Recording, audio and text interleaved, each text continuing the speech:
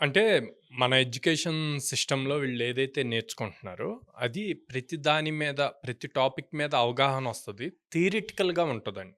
So, మనకి ఇండస్ట్రీకి ఏం గావాలి? ప్రాక్టికల్ ఎక్స్‌పోజర్ గావాలి. సో, ప్రతి స్టూడెంట్ ప్రతిరోజు నేర్చుకుంటూనే ఉండాలి. లెర్నింగ్ అన్నది కంటిన్యూయస్‌గా చేస్తూనే ఉండాలి. ఎప్పుడైతే లెర్నింగ్ కంటిన్యూయస్‌గా జరుగుతూ ఉంటదో, అప్పుడు ఎర్నింగ్ గూడా కంటిన్యూయస్‌గా ఉంటది. హ్మ్. అది లేదు అంటే ఎప్పుడైతే లెర్నింగ్ స్టాప్ అయిందో 1 ఇయర్, 2 ఇయర్స్‌లోనే లే ఆఫ్స్‌లో ఉండిపోతారాళ్ళు. సో, దానికి తగ్గట్టు ప్రాపర్ ప్లాన్ జేసుకోవాలి. ఫర్ సపోజ్ ఫ్రెషర్స్ ఉన్నారనుకోండి. సో, వాళ్ళకి మార్నింగ్ టు ఈవినింగ్ కాలేజెస్ ఉంటాయి గాబట్టి, ఈవినింగ్ కనీసం ఒక 2 అవర్స్ అయినా ప్రాక్టికల్‌గా వాళ్ళు నేర్చుకున్న దాన్ని ఇంప్లిమెంట్ జేయటానికి టైమ్ స్పెండ్ జేయాలి. హ్మ్. ఓకే.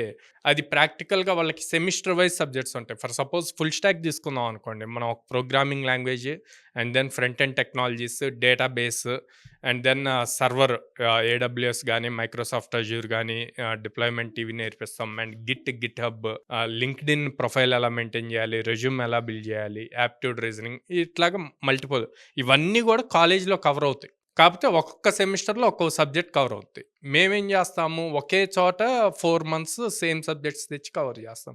థియరిటికల్‌గా నేర్చుకున్న దాన్ని ఈవినింగ్ టైమ్ ప్రాక్టికల్‌గా గూడా ఇంప్లిమెంట్ చేయగలిగితే మంచిగా అప్ స్కిల్ అవుతారు. ఇంకా ఆ సబ్జెక్ట్‌లో వాళ్ళకి స్ట్రాంగ్ ఫౌండేషన్ ఉంటదనమాట. ఇట్లా థియరిటికల్‌గా నేర్చుకొని ఎగ్జామ్ రాసి మంచి మార్క్స్ వచ్చాయి అనుకుంటే అది ఫూలిష్‌నెస్. ఇండస్ట్రీకి అది గాదు కావాల్సింది. Practical skill important.